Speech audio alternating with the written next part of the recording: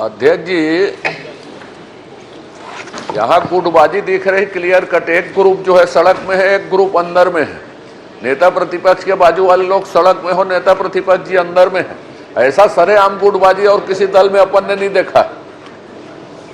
अध्यक्ष जी, गुटबाजी नहीं है, ये आपके खिलाफ धरना जो चलने वाला है।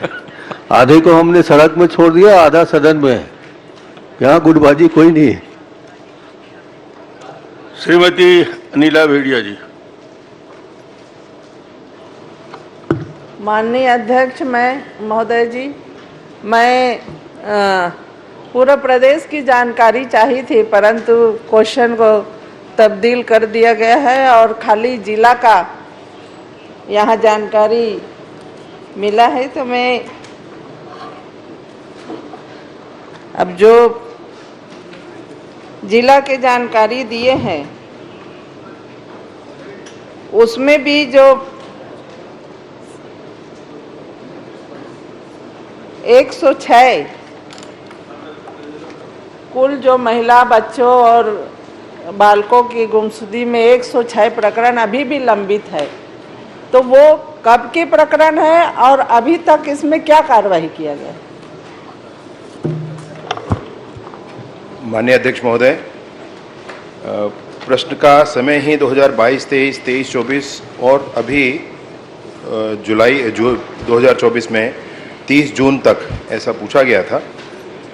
माननीय सदस्य महोदया ने पूरे प्रदेश के सभी थानों के लिए पूछा था। प्रश्न बहुत अच्छा है और उस पर जानकारी भी संधारित निसंदेह है। संकलन में परेशानी हुई और इसलिए जिले की जानकारी दी गई, परंतु माननीय सदस्य महोदय को मैंने पूरे प्रदेश की इस कालखंड की भी जानकारी, वर्ष की जानकारी दी। उसमें थानेवार जानकारी देना मान लें शेष है। अभी इसमें 106 ऐसे प्रकरण हैं जिसमें पता नहीं चल पाया है महिलाओं का। 106 महिलाएं भी लापता हैं।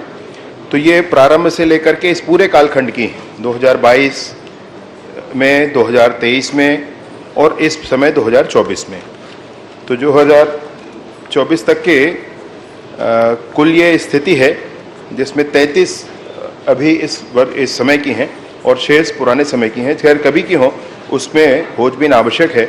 इसके लिए अपनी प्रक्रियाएं हैं, बच्चों के लिए अलग हैं, महिलाओं के लिए अलग हैं। उन सारी प्रक्रियाओं पर पुलिस अनवरत काम करती है। इसमें जो जो प्रकरण हैं उन प्रकरणों की स्पेसिफिक जानकारी अगर आप चाहें कि कौन से प्रकरण कब के हैं तो वो मैं आपको ज़रूर उपलब्ध करा देता हूँ। माननीय अध्यक्ष महोदय, मैं तो सभी जानकारी बहुत जरूरी है, मैं तो सभी की जानकारी चाह रही थी, पर आप इसमें क्या कार्यवाही किए हैं और क्यों इतना विलंब हो रहा है, माननीय मंत्री महोदय से मैं जानना चाहती हूँ।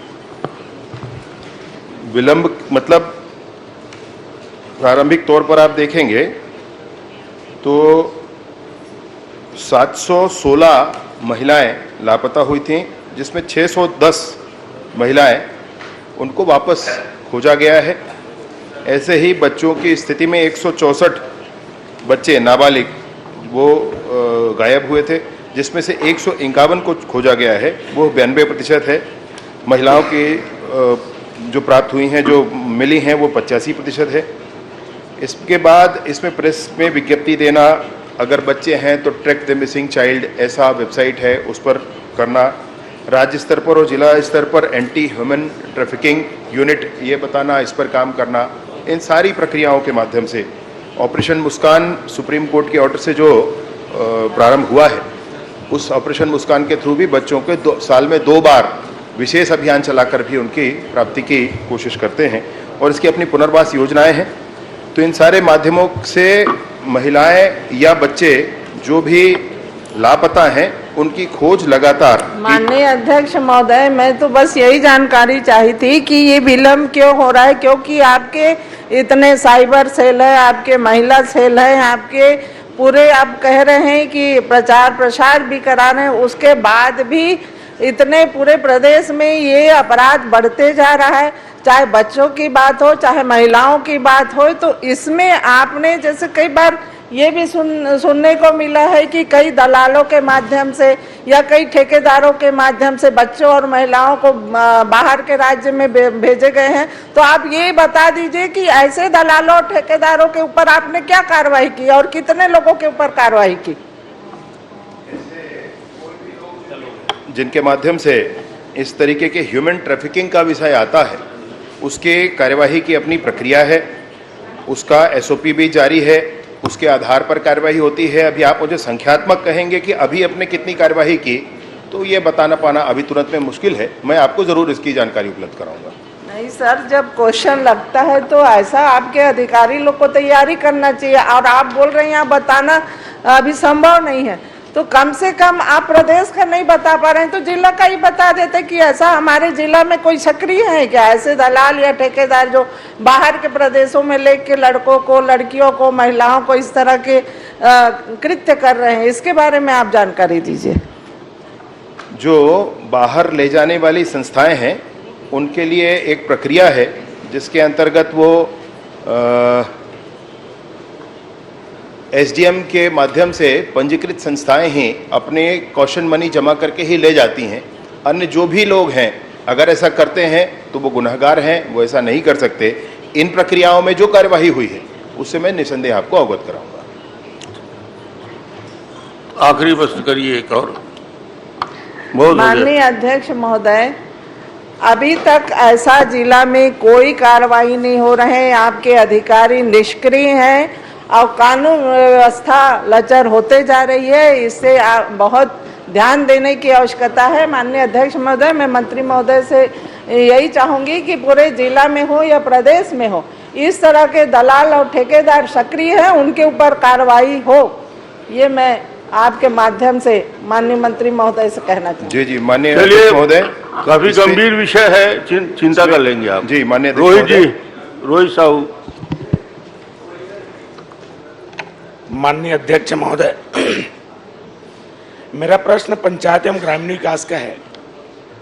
जो मनरेगा अंतर्गत कुछ 2022 में पंचायत एवं ग्रामीण विकास द्वारा मनरेगा संविदा भर्ती हुए 21 सहायक परियोजना अधिकारियों की सेवा समाप्त की गई थी, लेकिन कुछ ऐसी क्या आ गई जो सेवा भर्ती को कुछ दिन बाद सेवा समाप्ति के बाद फिर पुनः उसके इस नियम के तहत सेवा में उसको प्रदत्त किए गए हैं। मैं जानना चाहूंगा माननीय अध्यक्ष महोदय। माननीय अध्यक्ष महोदय, इस विषय पर पूर्व में भी उनको पूरी लिखित जानकारी माननीय सदस्य को दी गई है कि 2 जून 2022 को हड़तालरत कर्मचारी जिन्होंने नियमितीकरण की मांग को लेकर के तत्कालीन राज्य सरकार के विरुद्ध में हड़ताल किया था, उनको बर्खास्त किया गया था। चूँकि ये संविदा कर्मी थे और इनके स्थान पर जो नियमित सहायक परियोजना अधिकारी थे उनकी नियुक्ति उनको अतिरिक्त प्रभार दे दिया गया था। उसके पश्चात 15 जुलाई 2022 को तत्कालीन मुख्यमंत्री जी के आदेश से इस प्रत्याशा में कि कैबिनेट में इसको समर्थन मिल जाएगा, उनको 15 जुलाई 2022 को पुनः नियुक्ति दी गई। मतलब पुराना जो माननीय अध्यक्ष जी, निरस्तीकरण का सदस्य ने खाली पूछा है, ये बहुत भाषण देता है। इनको पुलिस कोई कंट्रोल में नहीं है। जब से ये पुलिस का प्रश्न नहीं है, मंत्री बना है, ये पुलिस वाला नहीं है। अरे भैया, पुलिस के ये पंचायत वाला है। जब से गृह मंत्री बना है तो जिला में इतना घटना होता है और कई प्रदेश 5 साल जिले की हाल करके रखे। माननीय अध्यक्ष महोदय, कवासी जी, आपको पहले प्रश्न में हस्तक्षेप करना था, अभी दूसरा प्रश्न आ गया है, पुलिस से हटके पंचायत में आ गया है, इसलिए आप बाद में कभी हस्तक्षेप करना। चलिए, तो इसमें 15 जुलाई को माननीय तत्कालीन मुख्यमंत्री जी के माध्यम से आदेश जारी किया गया और 22 जुलाई को कैबिनेट में उस आदेश का अनुमोदन हुआ, जिसमें ये कहा गया था कि जो उनको निकालने के जो आदेश हैं उसको समाप्त किया जाता है। अतः उनकी पुनः नियुक्ति 15 जुलाई के बाद से हो गई थी और इसमें इनको पुनः अब हटाने की कोई बात नहीं है, क्योंकि ये कैबिनेट के माध्यम से इनकी उस आदेश को समाप्त किया गया था। आपको प्रश्न यही था क्यों रोहित जी? आपको प्रश्न था पुनः नियुक्ति दे दी गई है, ये जी। मंत्री जी का जवाब है। और कुछ पूछना है? माननीय अध्यक्ष महोदय, इसमें माननीय तत्कालीन पंचायत मंत्री इसी कार्य को लेकर माननीय मुख्यमंत्री जी को, तत्कालीन मुख्यमंत्री को पत्र लिखा था और ये अपर सचिव के द्वारा एक आदेश भी हुआ है कि ऐसा कोई नियम का प्रावधान नहीं है।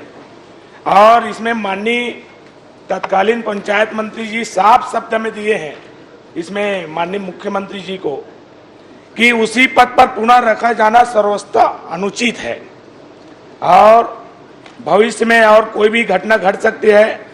कर्मचारी जो जनहित तथा राष्ट्र हित में विपरीत कार्य कर रहे थे उनकी पुनः नियुक्ति अनुचित है, लेकिन इन सबके बावजूद इनको पुनः पदस्थापना मेरे बगैर अनुमोदन के, तत्कालीन पंचायत मंत्री के बगैर अनुमोदन के कर दी गई है, जो मुझे अस्वीकार्य है बोले। और इस पद की नियुक्ति के बाद माननीय तत्कालीन मंत्री जी इस पद से इस्तीफा भी दिए हैं माननीय महोदय। और आयुक्त द्वारा, अपर सचिव द्वारा आदेश भी दिए हैं कि संविदा नियुक्ति की पुनः जो राष्ट्र हित में या देश हित में जो काम नहीं कर रहे हैं उनको पुनः नियुक्ति किया जाना संभव नहीं है। माननीय महोदय, मैं निवेदन करना चाहूंगा कि ये पूरे प्रदेश का मामला है।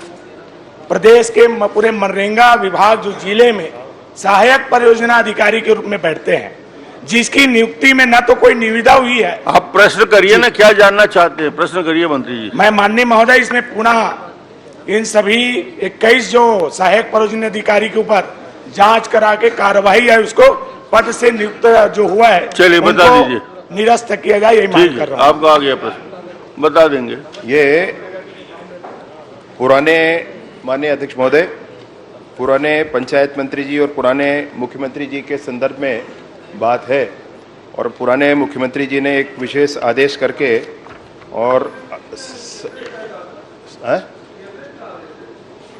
नहीं भैया, ये आपका भी आदेश है जो इसको आपने किया है 15 जुलाई को और फिर 22 जुलाई को कैबिनेट ने, आपने प्रत्याशा में किया और फिर कैबिनेट ने इसका अनुमोदन भी कर दिया। तो दोनों ही बातें हैं जिसमें उसको उस समय 21 जो सहायक परियोजना अधिकारी थे उनको हटाने की उस आदेश को निरस्त कर दिया गया और इसके लिए उनको पुनः नियुक्ति दे दी गई है। उन लोगों ने उस समय हड़ताल किया था, चूंकि पुरानी जो सरकार थी उसने घोषणा की थी कि नियमितीकरण करेंगे, नियमितीकरण नहीं हो पा रहा था, इसलिए उनका हड़ताल था। और अब पुनः ऐसा किया जाना कि उनको फिर से उस नौकरी से हटा देना, ये अनुचित होगा, अतः इनकी नौकरी बरकरार रहेगी। चलिए, श्रीमती सविता मनोज मंडावी जी।